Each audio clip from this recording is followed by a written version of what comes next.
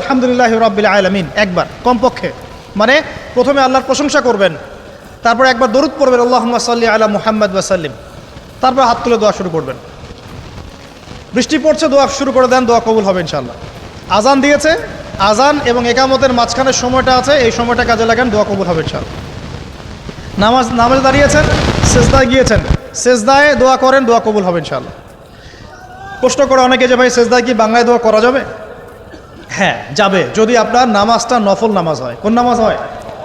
ফরজ নামাজে করবেন না, নফল নামাজে করতে পারেন ইনশাআল্লাহ। সেজদায় বান্দা আল্লাহর সবচেয়ে কাছাকাছি থাকে, এই সময়ে বেশি বেশি দোয়া করতে রাসূল সাল্লাল্লাহু আলাইহি ওয়াসাল্লাম তাগিদ দিয়েছেন। দোয়া করলে ডাইরেক্ট কবুল হবে ইনশাআল্লাহ। পিতা মাতার খেদমত করে দোয়া করেন, দোয়া কবুল হবে ইনশাআল্লাহ।